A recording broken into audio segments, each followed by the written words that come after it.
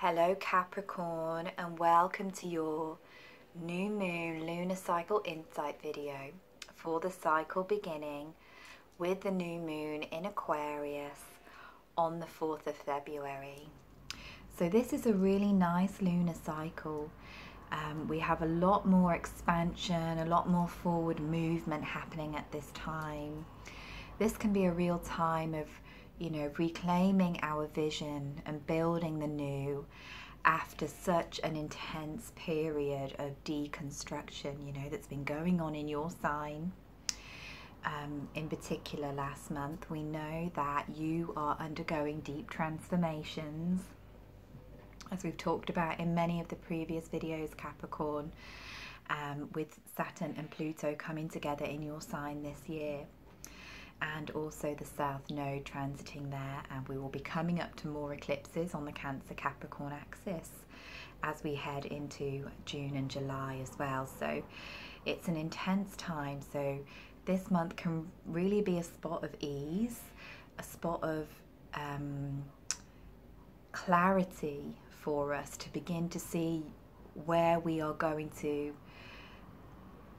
how we're going to progress in the future, how we're going to reconstruct our lives. So we begin with this very auspicious moon, one of the nicest moons we've had for a long time, in your second house, Capricorn. And this is the house of value, of resources, of self-worth. So this initiates a new beginning in these areas of your life. So perhaps you can initiate a brand new way of making money, of creating financial security and stability for yourself. Perhaps you'll see fresh options opening up for you in how you can generate abundance. Maybe there will be some opportunities or some co-collaborative efforts that will appear or present themselves to you that will help you to create this secure base to progress on for the rest of the year. We can also think about how we can do things in a different way. Aquarius is, the unique rebel of the zodiac. So we're looking at how we can set things into motion in a fresh way. So it's time to break out of the rut. We can't keep doing things the way we've been doing them, particularly in this area of our lives. So how can we liberate ourselves from old beliefs, old ways of doing, old ways of creating money, old ways of valuing ourselves? Perhaps we have to redefine what is valuable to us. Perhaps we have to think about how we are using our time and energy and how productive our current structures are. So it's an exciting time when big things can happen. Perhaps there will be some new abundance coming to you during this period, and that's a really, really beautiful thing. You've been working so hard, Capricorn. You really deserve this period of flow, of ease. So just allow yourself to receive. The second house is all about how we allow ourselves to receive pleasure, to receive love, to receive gifts from the cosmos. So know that you deserve that. We also have Mercury in this space of your chart at the beginning of the month, and on the 10th he's going to move into Pisces, into your third house. Just stroking my cat here, she's sat on my lap as I'm talking to you. If you're wondering what I'm doing. So we have Mercury moving into your third house in Pisces, which is where he's going to go retrograde at the next new moon around the 5th, 6th of March next month. So the things that are rising up in these areas are things that will come up for review, will come up for healing over the coming months and weeks. The Sun's going to join Mercury on the 18th of February as well. So we have this energy moving through the third house of your birth chart, which is very much about how we communicate, how we express ourselves, through writing, speaking, teaching. And it's also very much about our belief systems, you know, what we believe to be true and how our belief systems impact our day-to-day life. We can also be looking at issues with friendships and social connections here as well. So there may be some deep healing to do in these areas. Perhaps you're having to heal some old beliefs around not being worthy of receiving these good things that are coming to you. Perhaps you're having to heal some old mental patterns, you know, that tell you that you're not good enough or you're not working hard enough. You know, just being more gentle, more compassionate with yourself. And you could also find yourself expressing yourself in a much more soft and fluid way this month as well. You know, you can write some beautiful poetry, or you can speak with feeling and meaning during this period as well. We've got Chiron finishing up his stay here, and he's been journeying here for the past 7 years, Capricorn. He's getting ready to shift into Aquarius around the time of the Virgo full moon, the 19th of February. She's making herself really comfortable. So this can be a time when you're clearing up the work you've been doing on learning how to fully express yourself, to speak your emotions, around speaking your emotional truth and sharing your deep emotional wisdom. So we've been working on this issue over the past 7 months, and as Chiron switches signs, he's going to move into Aries, into your 4th house, where he's going to stay until 2027. So when a planet shifts signs, we often get a bit of a foreshadowing about the karmic lessons that we will be working with during this next period. And Chiron in Aries for all of us is about claiming our power, calling ourselves back into wholeness, you know, finding our unique individual expression of self. It's a collective consciousness upgrade. The last time this energy happened for us on a collective level was in the 1960s, when we had the love revolution, and we know that that was a period that really changed the world. You know, a lot of new openings, a lot of new ways of being, a lot of new levels of consciousness opening up. So that's what we can expect with Chiron moving into Aries, which is very exciting. But for you on a personal level, Capricorn, this is about you healing the deep wounds of your childhood, of your ancestral lineage, of, you know, the memories that we hold in ourselves that keep us repeating the same old patterns. The 4th house of the birth chart is the womb space. So it carries the genetic encoding that was imprinted upon us in the womb.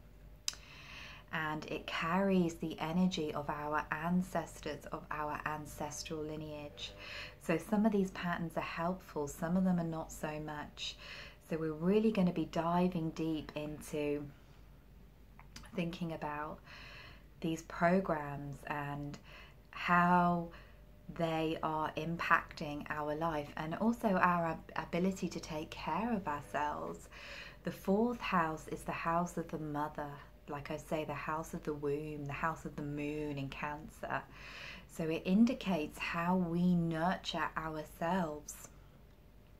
And quite often we will nurture ourselves in the same way that our mother nurtured us, or we observed her nurturing herself, which may or may not be healthy depending on the situation. So it's really time to look at how we are tending and caring to ourselves, how we're giving ourselves space, time for nurturing and respite. And this is particularly poignant for Capricorns because of the North Node moving through your opposite sign. You're really being pulled into this opposite polarity of Cancer at this time. You know, take back my power to nurture myself, letting go of this kind of energy that we have. I'm a Capricorn moon, so I relate to this very deeply, of, you know, work, you know, nurturing ourselves through work, nurture ourselves through achievement, or our status in the world, or, you know, we're very busy taking care of responsibilities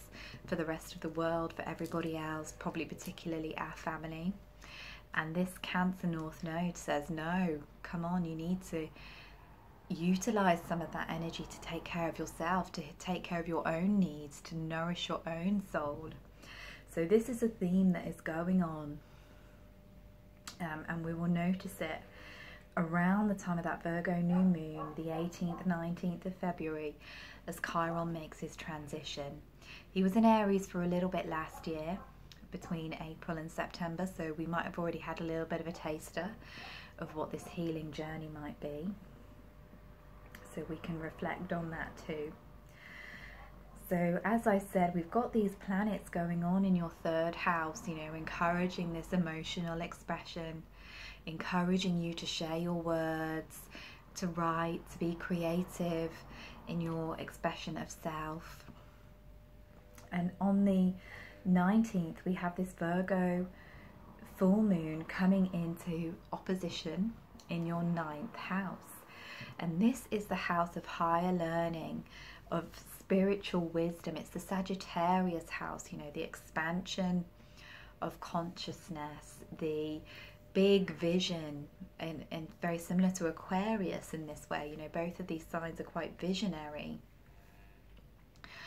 And Virgo is all about, this Virgo moon in particular is all about decluttering, detoxifying, purging in order to start anew. So this can be a time when you are having to deconstruct a lot of old mental programming, a lot of old belief systems, a lot of old patterning that is not supporting you in being able to share your truth with the world.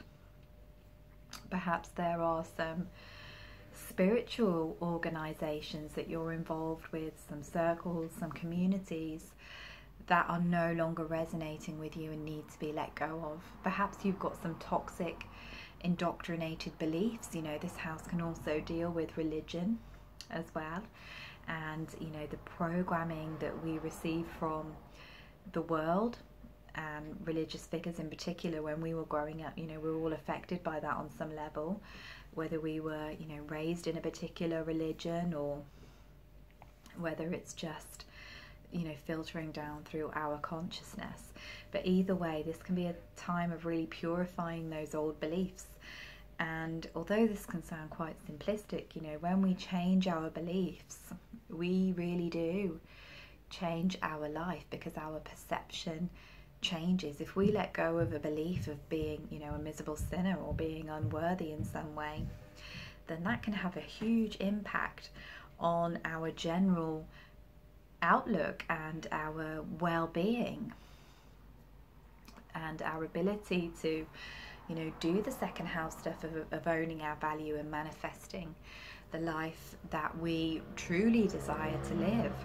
So letting go of these old constructs, softening our mental rigidity, could be a good phrase to sum up this energy happening on this third and 9th house axis for you, Capricorn, because you can be a sign, we can be a sign that is very kind of focused and disciplined, and this is the way, this is the order of things, in a similar way to Virgo, you know, your fellow earth sign.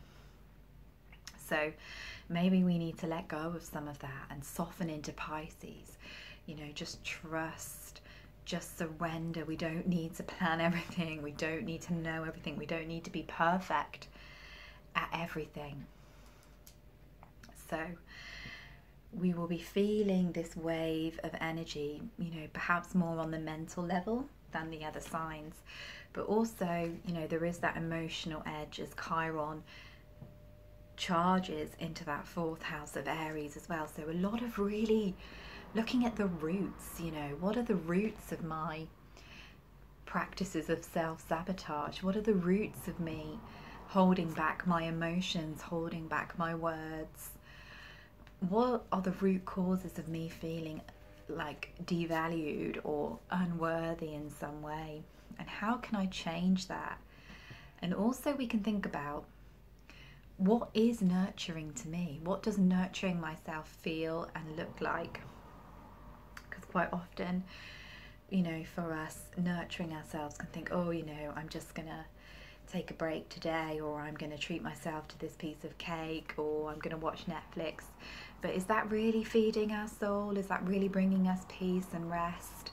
Perhaps not. So it might be time to look at nurturing in a new way as well, and really think, you know, what does that mean to me? What really brings me into harmony with myself? What makes me feel fulfilled?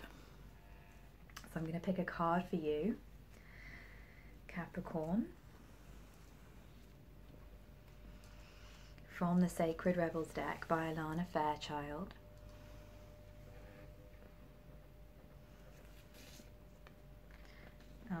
And this is really nice. This one's cropped up from one of the other signs, which I can't remember which one now, because it was a couple of days ago when I was recording the first round of videos. And this is new birth guarded vigilantly. And we see here these kind of fragile beginnings of new life. And that could feel like that's what's happening for you this month, Capricorn. You know, after such a intense alchemical process that you've been undergoing, it can kind of feel like, okay, the seeds of new life are starting to break through. So we look at this and we look at the second house and we think, how am I going to nourish those seeds? Like, how am I going to nourish myself? Also, how am I going to nourish the seeds? Am I going to, you know, think, oh my, you know, direct aggression and think, oh, they're not growing fast enough, they're not strong enough, I'm not proficient enough at this yet? Or are we going to gently encourage them to grow? Are we going to gently encourage ourselves to grow and say, you're doing really well, you know, you're doing the best you can at this time? So, you know, you're learning a new skill, you're learning a new way of being. And it is fragile at this time. It needs your love and attention to grow, and you need your own love and attention in order to grow. So it's like a double message. But protect your energy, protect your space as these sparks of new life are coming into being at this time, Aquarius. Take what you're given and tend to it. Plant it in the soil of self-love. So thank you so much for listening to me, Capricorn.